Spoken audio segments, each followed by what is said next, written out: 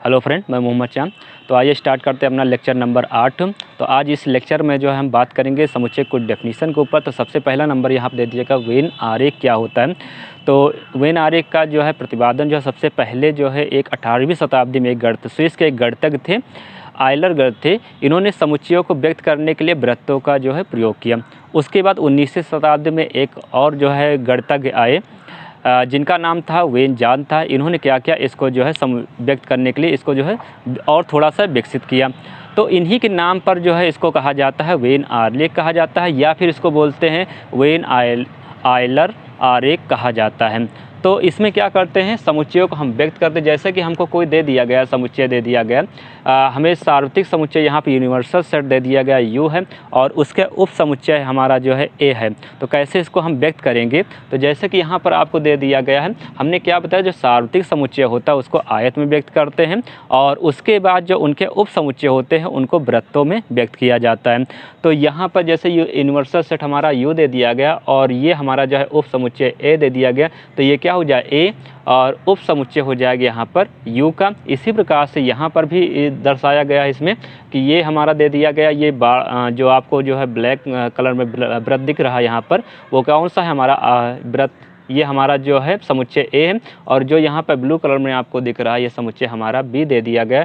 तो ए के अंदर हमारा समुच्चय बी है, तो ये क्या हो जाए बी सबसेट ऑफ यहाँ पर ए हो जाएगा।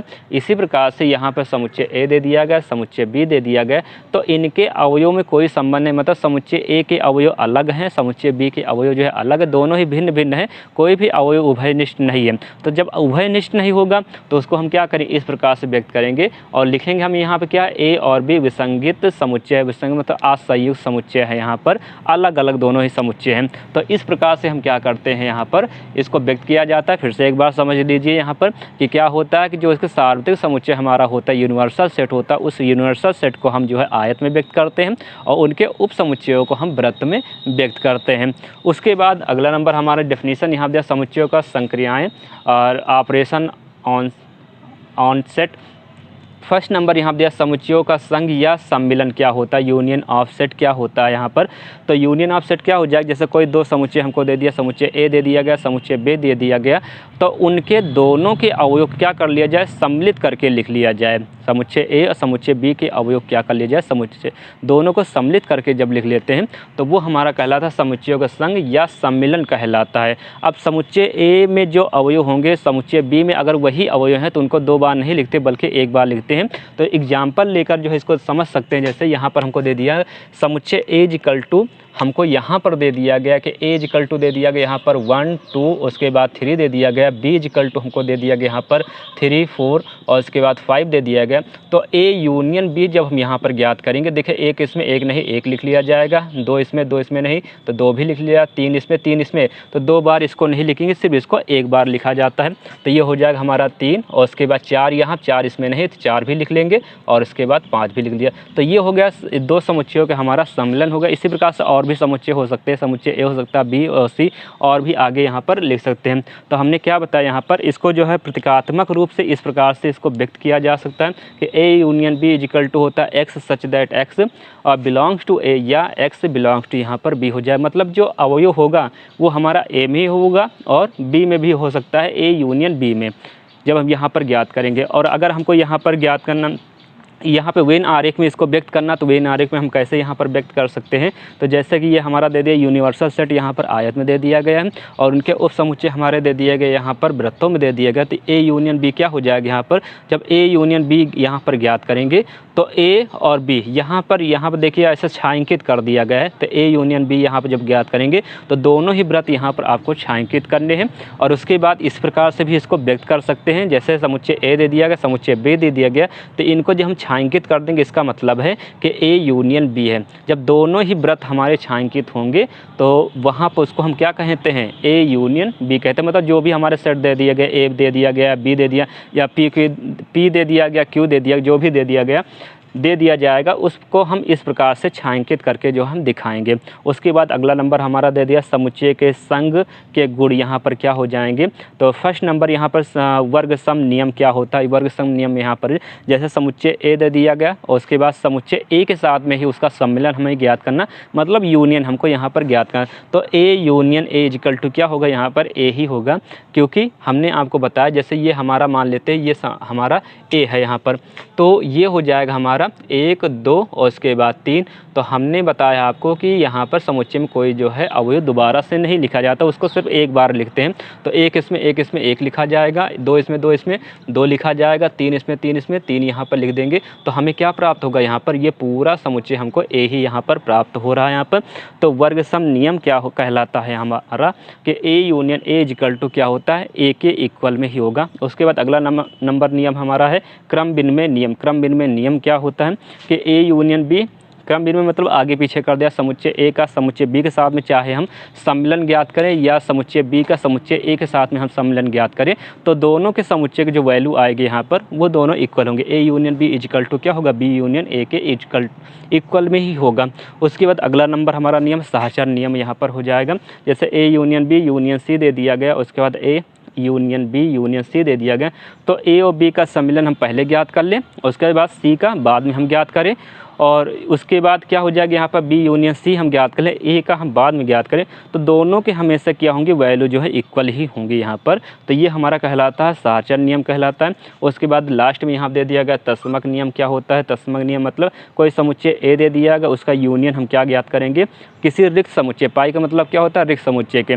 तो रिक्त समुच्चय में कोई अवयव तो होगा नहीं, यहाँ होता नहीं यहाँ पे, तो पूरा हमको समुच्चय ए ही प्राप्त होगा। जब किसी समुच्चय का किसी रिक्त समुच्चय के साथ में हम सम्मिलन ज्ञात करते हैं तो हमको वही समुच्चय ए ही हमको प्राप्त होगा, जिसमें अवयव होंगे वही समुच्चय हमको हमेशा प्राप्त होता है। उसके बाद अगला नियम यहाँ पर दे दिया गया हमारा जो समुच्चयों का यहाँ दे दिया गया हेडिंग दे दिया समुच्चयों का सर्वनिष्ठ या परिच्छेद क्या होता है। तो प्रतीकात्मक रूप से इसको जो व्यक्त किया जाता है यहाँ पर A intersection B is equal to, इसको इंग्लिश में बोलते हैं इंटरसेक्शन बोलते हैं, और यहाँ पे सर्वनिष्ठ जो होता है हमारा वो क्या कहलाता है, हमारा यूनियन, उसको इंग्लिश में बोलते हैं।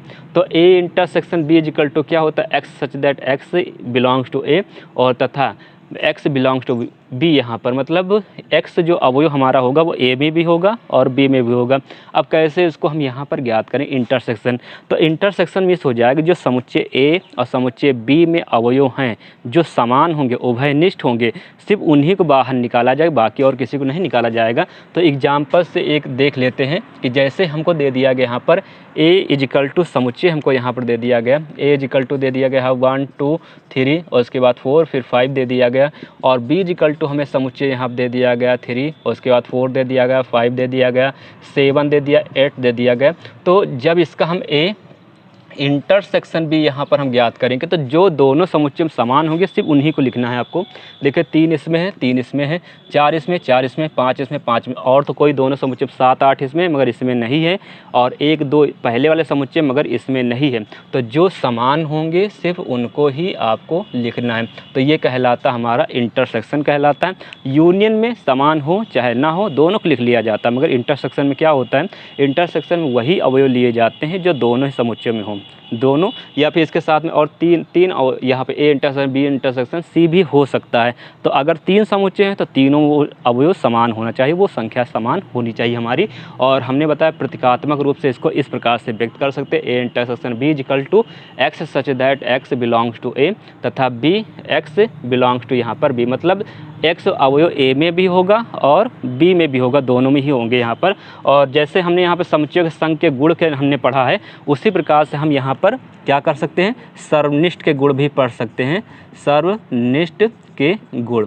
तो सर्वनिष्ठ के गुण यहाँ पर क्या आ जाएगा कि A intersection A equal to तो हमारा ए ही होगा, और उसके बाद क्रम विनिमय नियम क्या होता है यहाँ पर ए इंटरसेक्शन बी और यहाँ बी इंटरसेक्शन, ये दोनों इक्वल होते हैं, वही होते हैं यहाँ पर। सहचर नियम क्या हो जाएगा यहाँ पर ए इंटरसेक्शन बी और उसके बाद यहाँ पर इंटरसेक्शन यहाँ सी, यहाँ पर हम लगा देंगे इंटरसेक्शन ए और उसके बाद बी इंटरसेक्शन सी, यहाँ पर बी और सी का इंटरसेक्शन ज्ञात किया जाए और उसके बाद ए इंटरसेक्शन बी का ज्ञात किया जाए, उसके बाद सी का, तो यहाँ पर हमारा क्या होता है, ये इक्वल होता है। और यहाँ पर थोड़ा सा आपको ध्यान देना है, ए इंटरसेक्शन किसी रिक्त समुच्चय, ठीक है, नल सेट का। तो इनका जब ज्ञात करें, देखिए इसमें इंटरसेक्शन में क्या होता है, जो समान होता है उसको ही लिखा। अब यहाँ पाई में कोई भी रिक्त समुच्चय में कोई अवयव है तो नहीं है, तो है नहीं यहाँ पर, तो इनमें कोई भी अवयव हमको यहाँ पर समान नहीं मिलेगा हमको। तो ये क्या होगा, हमारा पाई के इक्वल में ही होगा यहाँ पर। तो ये हो गया हमारा जो है। इसी प्रकार जैसे कि हमने समुच्चयों के संघ के गुण को हमने पढ़ा, उसी प्रकार से यहाँ पर ये भी हम सर्वनिष्ठ के गुण को भी हम पढ़ सकते हैं।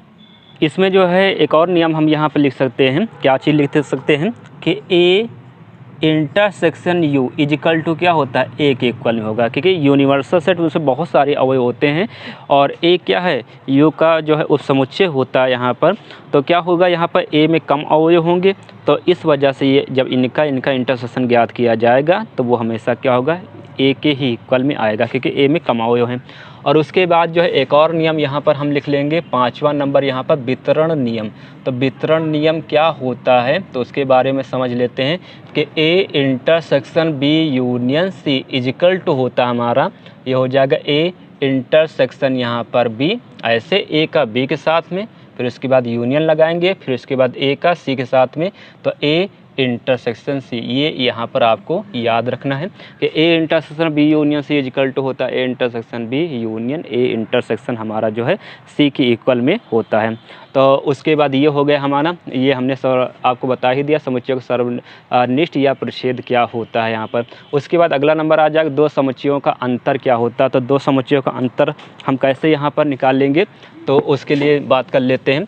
तो दो समुच्चय का अंतर मतलब हो जाएगा, इसकी डेफिनेशन क्या होगी हमारी कि समुच्चय ए में से समुच्चय बी के सभी अवयवों को निकाल दिया जाए। जो समुच्चय ए हमको दे दिया गया, उस समुच्चय ए में से बी के क्या कर दिया, सब अवयव को निकाल देंगे, और जो ए में बचेगा वही हमारा कहलाता है ए माइनस बी कहलाता है। मतलब दो समुच्चयों का अंतर एग्जाम्पल देकर देख लेते हैं कि ए माइनस बी इजिकल टू क्या आ जाएगा यहाँ पर, जैसे ए समुच्चय हमारा दे दिया गया यहाँ पर 1 2 3 4 दे दिया गया है, और बी इजिकल टू दे दिया गया 2 3 और उसके बाद 4, या फिर 2 हटा देते हैं यहाँ पर, और उसके बाद 5 दे दिया गया यहाँ पर। तो ए माइनस बी जहाँ पर ज्ञात करें तो बी के सब लोगों को निकाल देना है।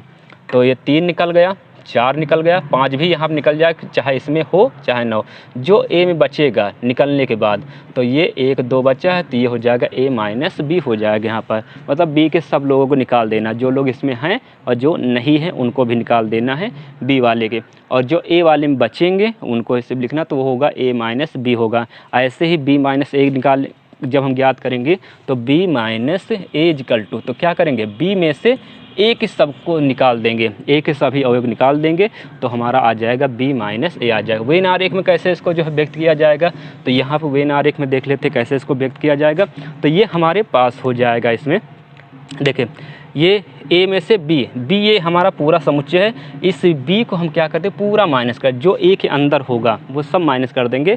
तो कौन लोग बचेंगे, सिर्फ ए वाले ही बचेंगे यहाँ पर। तो देखिए ए को यहाँ छायांकित करके यहाँ दिखाया जा रहा है। ऐसे ही बी माइनस ए मतलब एक पूरा वृत्त निकल जाएगा, और जो शेष भाग बचेगा बी का वो हमारा होगा यहाँ पर कहलाएगा बी माइनस ए कहलाएगा यहाँ पर। तो ये तो हो गया हमारा दो समुच्चयों का अंतर हो गया। डेफिनेशन आपको क्या लिखनी कि समुच्चय ए में से समुच्चय बी के सभी अवयवों को निकाल देते हैं, तो वो हमारा कहलाता है दो समुच्चयों का अंतर कहलाता है। उसके बाद पूरक समुच्चय क्या हो जाएगा, पूरक समुच्चय की डेफिनेशन हमारी क्या होगी कि हमारा जो यूनिवर्सल सेट दे दिया यू दे दिया, उस यू वाले सेट में से ए के सभी अवयव को निकाल दिया, समुच्चय के सभी अवयव को निकाल देंगे, तो जो बचेगा वो हमारा कहलाता है ए डैश। पूरक समुच्चय कहलाता है। पूरक समुच्चय को ए डैश से व्यक्त करते हैं, या ए की पावर सी से व्यक्त करते हैं, या यू माइनस सी ए से व्यक्त करते हैं। अब देख लेते हैं, जैसे यू इक्वल टू हमको दे दिया गया यहाँ पर 1 2 3 4 5 दे दिया गया, 6 दे दिया गया, 7 दे दिया गया, और ए इक्वल टू हमको यहाँ दे दिया गया 1 2 3 दे दिया गया ऐसे।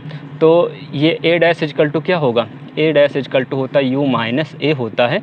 तो यू में से इन सब को निकाल देना है। तो 1 2 3 हमने निकाल दिया, क्या बचेगा यहाँ पर 4 बचा, 5 बचा, 6 बचा, उसके बाद 7 बचा यहाँ पर। तो देखिए जो ए डैश समुच्चय हमको प्राप्त होगा उस ए डैश में कोई भी अवयव ए का नहीं होगा, और इसको जो है इस प्रकार से हम यहाँ पर लिख सकते हैं। ये यहाँ पर अगर हमको वेन आरेख में दिखाना है तो देखिए ए वाला जितना भी वृत्त होगा वो पूरा पूरा निकल जाएगा, जो अवयव बचेंगे वो यू वाले ही बचेंगे, इसलिए यू वाले भाग में छायांकित इसको किया गया है। और प्रतीकात्मक रूप से इसको जो है इस प्रकार से हम लिख सकते हैं कि u minus A equal to X belongs to x such that, यहाँ पर हो जाएगा x बिलोंग्स टू u, मतलब x u में बिलोंग करेगा और जो x जो है a में बिलोंग्स नहीं करेगा, मतलब जो अवयव बचे वो हमारे किसके हैं, वो हमारे u के हैं।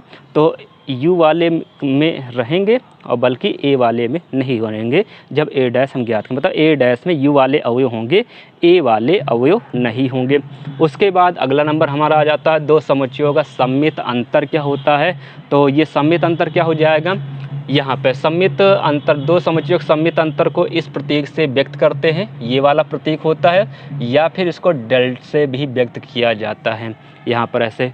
तो a सम्मित अंतर इजकल टू, इसको क्या कहें पढ़ेंगे हम, a सम्मित अंतर equal to a minus B union b minus से a। इस प्रकार से इसको जो हम फार्मूले के रूप में हम देख सकते हैं। अगर वेन आरेख में हमको इसको देखना है तो वेन आरेख में कैसे लिखेंगे, यहाँ पर देखिए, यहाँ पर a माइनस बी किया गया तो a में से b निकल गया तो बचा कौन, a बचा, a वाला ये भाग यहाँ पर ऐसे ही बच रहा है। और उसके बाद जब हमने b माइनस ए किया तो a वाला निकल गया तो कौन बचा, ये b वाला बचा। तो मतलब जो हमारा ये बीच वाला भाग है, ये बीच वाला भाग हमारा क्या कहलाता है, इंटरसेक्शन कहलाता है। मतलब ये कौन सा होगा, इंटरसेक्शन ये हमारा कहलाता है। इंटरसेक्शन को इस प्रतीक से व्यक्त करते हैं। तो ये बीच वाला जो भाग होता है वो a इंटरसेक्शन b होता है। ये कौन सा होता है, a इंटरसेक्शन b वाला होता है। तो ये हो जाएगा, मतलब इंटरसेक्शन वाले भाग को निकाल दे रहे हैं आपको जो है। उसके बाद जो शेष भाग बचेगा वृत्त में उनको छायांकित हम कर देंगे तो वो होगा हमारा a सम्मित अंतर यहाँ पर b का। उसके बाद इस प्रकार से भी इसको लिख सकते हैं, ये समुच्चय, ये जो ब्लू कलर में आपको वृत्त दिख रहा है यहाँ पर वो हमारा जो है समुच्चय A है। और उसके बाद जो यहाँ पे ब्लैक कलर में दिख रहा है वो कौन हमारा समुच्चय B है। तो समुच्चय A में से जब B को निकाल देंगे तो ये यहाँ पर देखिए किनारे किनारे यहाँ पर आपको छायांकित भाग दिख रहा है तो ये हमारा होगा A सम्मित अंतर यहाँ पर B होगा। तो ये कुछ डेफिनीसन थी जो आपको जो है अगली एक्सरसाइज जब क्वेश्चन को लगाएंगे तो उनमें जो है इनका यूज होगा, तो इनको आप लोग तैयार कर लीजिएगा। हम अपने अगले वीडियो में जो है इसकी एक्सरसाइज को बताएंगे। आज के लिए सिर्फ इतना ही है, धन्यवाद।